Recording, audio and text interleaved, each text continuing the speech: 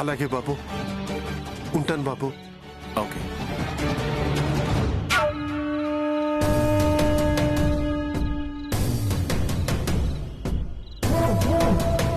నా screen play ఆ దేవుడికి అర్థమైనట్టుంది.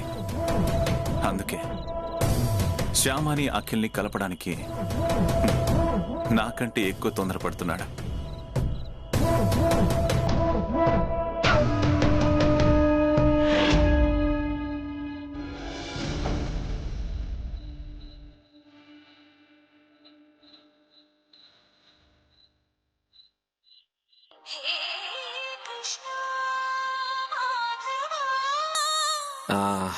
ఈ పాట ఎవరిదో తెలుసా? తెలుసు. ఎవరిది? రూపరాణిది. ఇది రూపరాణిది కాదు.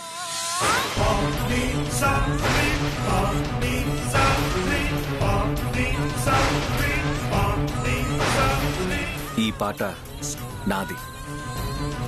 రూపారాణి ఒక్కసారి ఈ పాట పాడింది, కానీ నేను ఈ పాటని కొన్ని వందల సార్లు విన్నాను. అందుకే నా పాట అంటున్నాను. అర్థం కాలేదు కదా? ఒంటరిగా ఉన్నప్పుడు నేను ఈ పాటే వింటూ ఉంటాను. చీకటిని వెలుగు ఎలా దూరం చేస్తుందో ఈ పాట నా ఒంటరితనాన్ని నాకు దూరం చేస్తుంది. నాకు ఓ మంచి ఫ్రెండ్ లాగా తోడుగా ఉంటుంది. రూపారానికి అంత మధురమైన గొంతిచ్చినందుకు ఆ దేవుడికి థ్యాంక్స్ చెప్పాలి.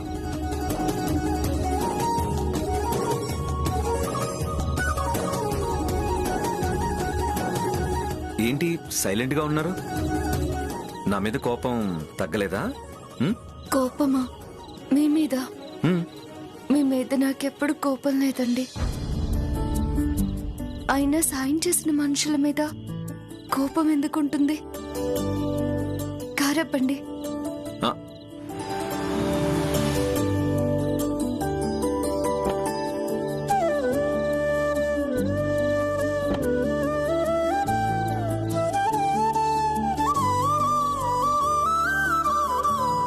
ఇక్కడేనా మీ ఇల్లు? ఇక్కడికి దగ్గరేనండి. మరి ఇంటి దగ్గర దించేవాడు కదా, ఇక్కడే దిగిపోయారు ఎందుకు? పర్లేదండి, ఆ సందులోకి మీ కారు రావడం కష్టమవుతుంది. మీరు చేసిన మేలు నేను ఎప్పటికీ మర్చిపోలేనండి. హాస్పిటల్లో మీరు కట్టిన డబ్బులు తొందరలోనే మీకు ఇచ్చేస్తాను. అలాగే ఇచ్చేద్దరులేండి. ఎవరి రుణం మీరు ఉంచుకోరు కదా.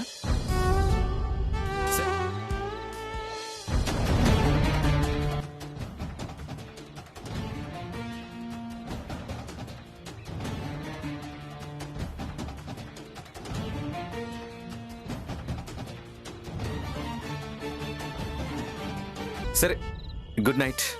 ఏంటండి? శుభరాత్రి.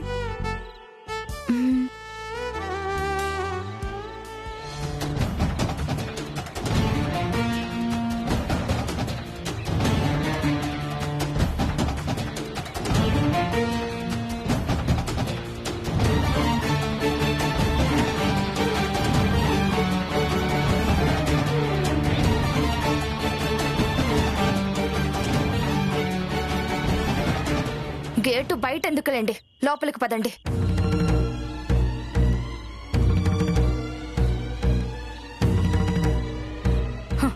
బాగుంది, చాలా బాగుంది. అర్ధరాత్రులు అపరాత్రులు ఇలా కారులో షికారు చేయడం చాలా బాగుంది. అది ఎవరి వల్ల అయితే మనం పరువు పోగొట్టుకున్నామో ఆ అబ్బాయితో కలిసి తిరగడం చాలా చాలా బాగుంది. ఎవరినైతే కలవద్దని చెప్పామో, ఎవరినైతే దూరంగా పెట్టమని చెప్పామో ఆ అబ్బాయితో కలిసి షికార్లు చేయడం చాలా చాలా బాగుంది. అంటే ఆ రోజు గురువం అన్నది నిజమేనన్నమాట.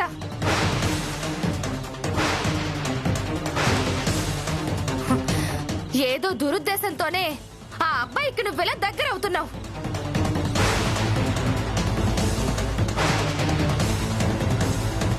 ఊళ్ళోకి రాగానే అతని దీనికి ఫోన్ చేసి పిలిపించుకుని ఉంటావు. అర్ధరాత్రులు షికార్లు చేస్తూ ఉండుంటావు.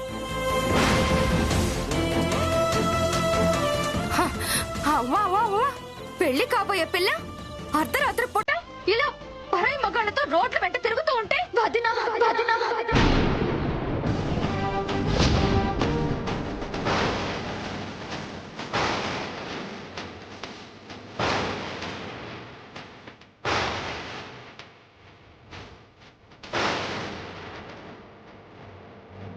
నోరు ఉంది కదా అని చెప్పి నోటికొచ్చినట్టు మాట్లాడకూడదు.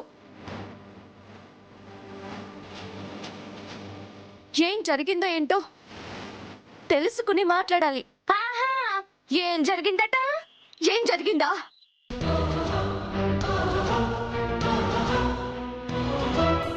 అది జరిగింది.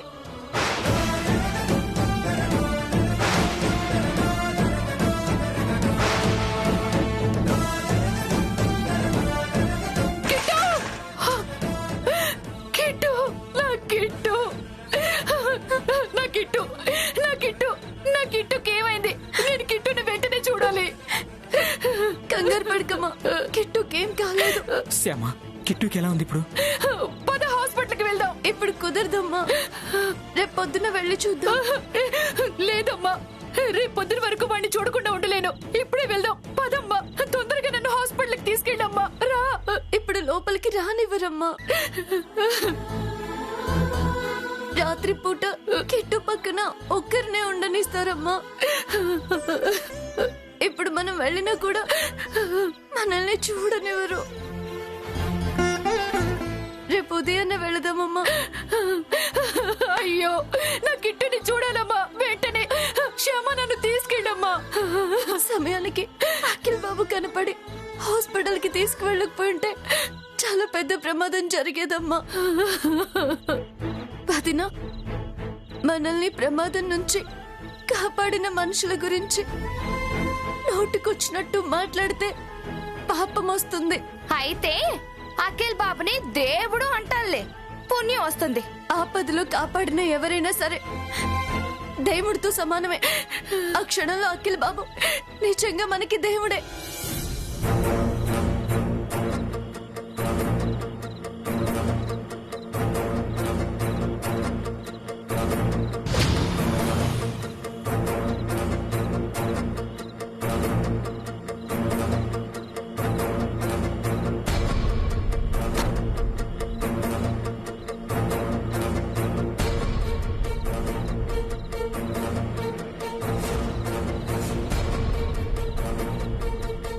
ఏంటి ఏంటి అందరూ అలా ఉన్నారు?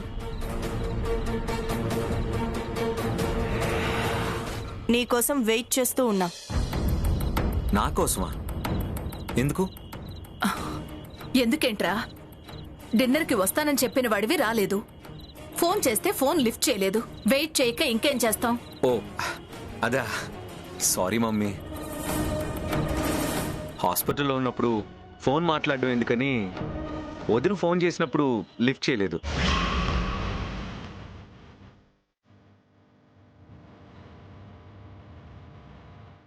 హాస్పిటల్ కి ఏమైంది నాన్న నీకు? ఎందుకు హాస్పిటల్ కి వెళ్ళా? ప్రాబ్లం లేదు కదా? ఏ ఆగండి ఆగండి, కంగారు పడాల్సిన అవసరం ఏం లేదు. I'm perfectly all right. నేను ఫోన్ లిఫ్ట్ చేసి హాస్పిటల్లో ఉన్నానని చెప్తే అప్పుడు మీరు ఇలాగే కంగారు పడతారని ఫోన్ ఆన్సర్ చేయలేదు. అయినా హాస్పిటల్కి వెళ్ళింది నాకు ఒంట్లో బాగోక కాదు, మా ఫ్రెండ్ తమ్ముడికి ఒంట్లో బాగోకపోవడం వల్ల.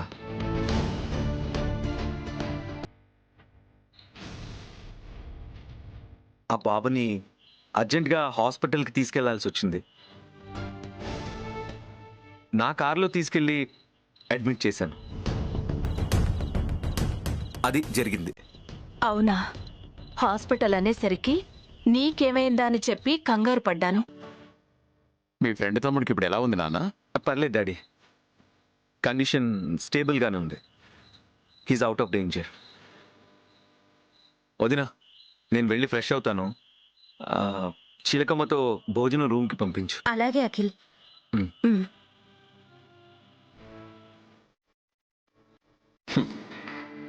వాడి ఫ్రెండ్ తమ్ముడికి బాగోలేకపోవడం వల్ల వాడు రావడం లేట్ అయింది. దానికే మీ అత్తాకోడళ్ళు ఏదేదో ఊహించుకున్నారు.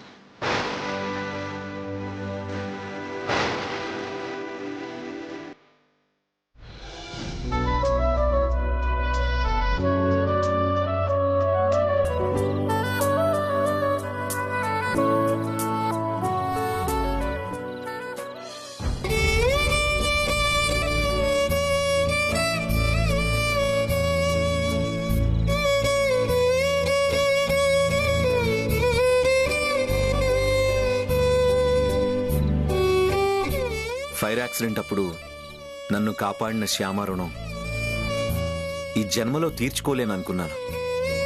కానీ ఇలా వాళ్ళ తమ్ముడి విషయంలో హాస్పిటల్కి తీసుకెళ్ళి ట్రీట్మెంట్ చేయించి శ్యామ రుణం కొంచెమైనా తీర్చుకోగలిగాను.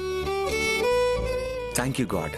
కన్నయ్య, ఆ అఖిల్ బాబుకి రోజు రోజుకి నేను చాలా రుణపడిపోతున్నాను.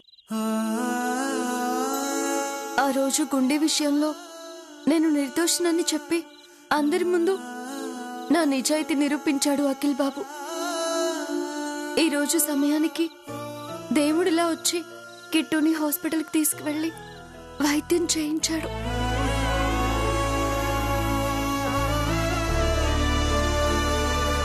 ఈ రుణం నేను ఎలా తీర్చుకోవాలి? ఎప్పటికీ తీర్చుకోవాలి?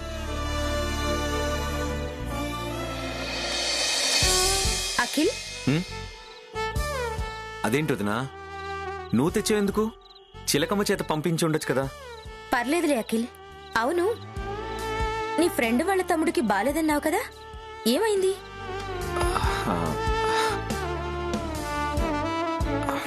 అది మా ఫ్రెండ్ తమ్ముడంటే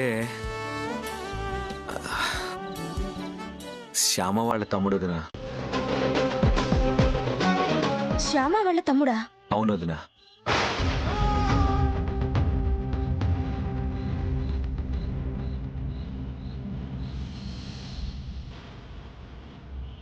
అది జరిగింది వదిన. శ్యామ వాళ్ళ తమ్ముడిని నేను హాస్పిటల్కి తీసుకెళ్ళాలని మమ్మీకి తెలిస్తే తన మూడ్ ఆఫ్ అవుతుందని మమ్మీకి చెప్పలేదు. నిజమేలే అఖిల్, నువ్వు చేసింది మంచి పని. అయినా ఆ విషయం చెప్పి అత్తయ్య గారి మనసు కష్టపెట్టడం ఎందుకు? అవును, హాస్పిటల్కి తీసుకెళ్ళాను అన్నావు కదా, అక్కడ ట్రీట్మెంట్కి చాలా ఖర్చు అవుతుంది కదా, శ్యామ వాళ్ళు భరించగలుగుతారా? నేనే అమౌంట్ మొత్తం పే చేశాను వదిన. మంచి పని చేసావు అఖిల్. వాళ్ళు ఇంకా ఎన్ని రోజులు ఉండాల్సి వస్తుంది హాస్పిటల్లో? 2 daysలో డిశ్చార్జ్ చేస్తారంట వదిన. వాళ్ళు డిశ్చార్జ్ చేసే లోపల హాస్పిటల్లో శ్యామాని మేము చార్జ్ చేస్తాం. అత్తయ్య, అత్తయ్య, ఏంటి ఐశ్వర్య, ఏంటంత కంగారు పడుతున్నావు? అది అది ఆ విషయం మీకు చెప్పాలో చెప్పకూడదో అర్థం కావట్లేదు అత్తయ్య. నాకు చెప్పకూడని విషయాలు ఏముంటాయి చెప్పు. చెప్తే మీరు ఎక్కడ కంగారు పడతారో భయపడిపోతారోనని భయంగా ఉంది. కానీ చెప్పక తప్పదు కాబట్టి చెప్తాను. అఖిల్ అఖిల్ అఖిల్కి ఏమైంది? అఖిల్కి ఏం కాలేదత్తయ్య. అఖిల్ మన చేయి దాటిపోయాడు. ఆ శ్యామ అఖిల్ని పూర్తిగా తన మాయలో పడేసింది. అఖిల్ మనకేం చెప్పాడు? వాళ్ళ ఫ్రెండ్ తమ్ముడికి ఒంట్లో బాగోలేదు, హాస్పిటల్కి తీసుకెళ్లాను అని చెప్పాడా? అవును చెప్పాడు. ఆ ఫ్రెండ్ ఎవరో కాదు, ఆ శ్యామానే.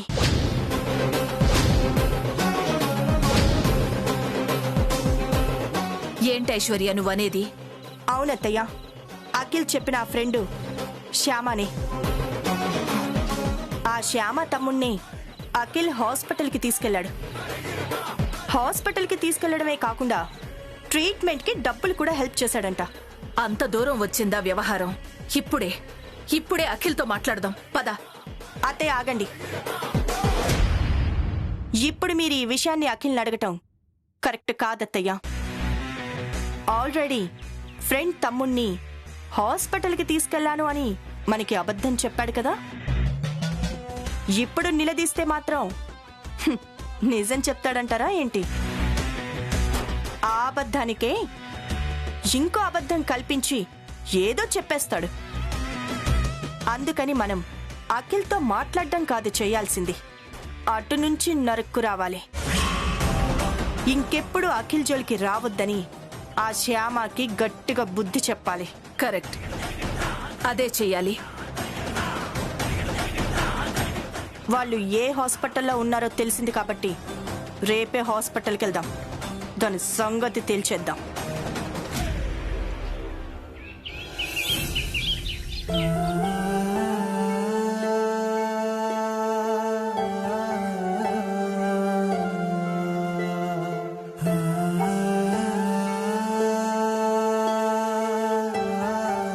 నిజంగా మనం చాలా అదృష్టవంతులం.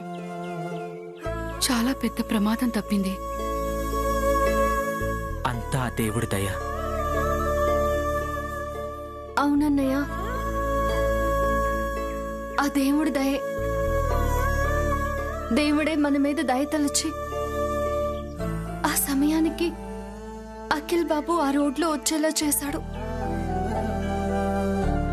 అవునమ్మా, అంతా అఖిల్ బాబు పుణ్యమే.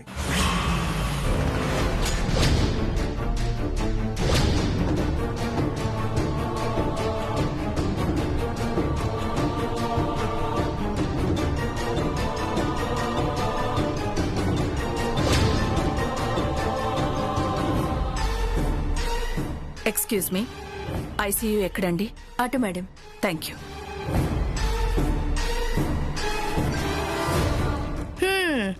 అఖిల్ బాబు పుణ్యం కాదు, మన పాపం, మన కర్మ.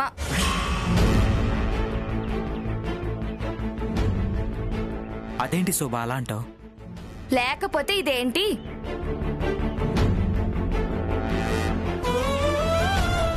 గురువమ్మ దగ్గర 10 లక్షలు అప్పు చేసి ఆపరేషన్ చేయించినా కూడా మళ్ళీ గుండె నొప్పి వచ్చిందంటే అది మన కర్మ కాకపోతే ఏంటి?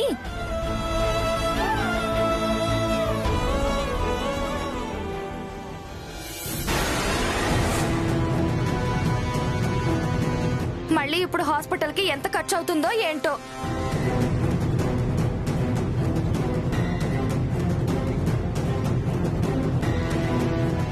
అది కూడా మళ్ళీ ఎక్కడో చోట అప్పు చేయాలి కదా. చేద్దాం వదినా, మళ్ళీ గురువమ్మ దగ్గర అప్పు చేద్దాం. ఆ అప్పు తీరే వరకు నేను గురువమ్మ వాళ్లతో ప్రోగ్రామ్స్ కి వెళ్తాను, సరేనా? ఇలా తమ్ముడు కోసం అప్పులు చేయడం, అవి తీర్చడం కోసం పాడడం, నీ జీవితం అంతా అప్పులు తీర్చడానికే సరిపోతుంది. పర్లేదు వదినా, నా తమ్ముడి కోసం జీవితాంతం ఇలా పాడడానికి సిద్ధమే. ఇదిగోండి, ఈ మందులు తీసుకురండి. నేను వెళ్ళి తీసుకొస్తానమ్మా. ఇవ్వు. పర్లేదు నాన్న, నేను వెళ్ళి తీసుకొస్తాను.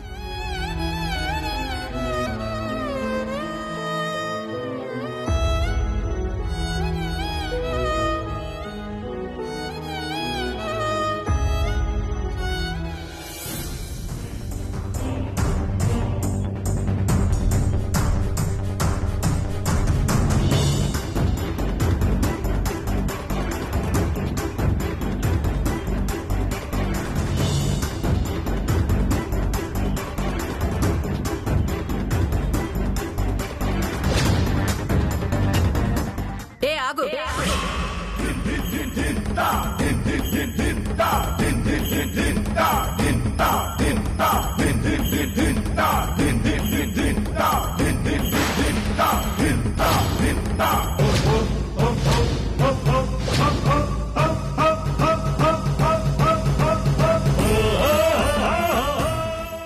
ఏంటి అలా చూస్తున్నావు?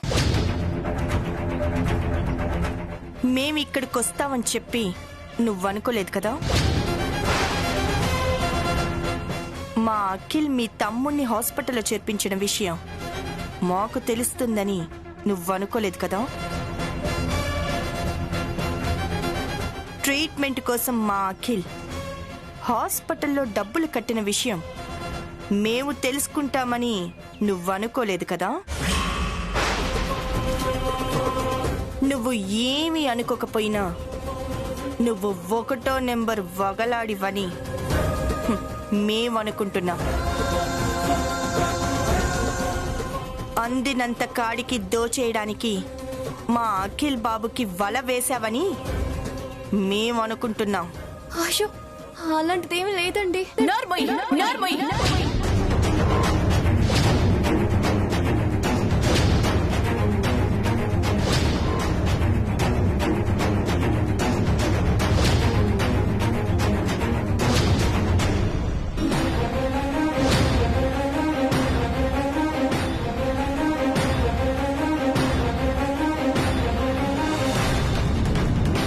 వీళ్ళొచ్చారేంటి? అలాంటిదేమీ లేకపోతే ఎక్కడో కృష్ణాపురంలో ఉండే నీకు రాత్రి నా కొడుకు ఎలా కనపడ్డాడు? ఎక్కడో కృష్ణాపురంలో ఉండే నీ తమ్ముణ్ణి రాత్రి నా కొడుకు హాస్పిటల్లో ఎలా చేర్పిస్తాడు?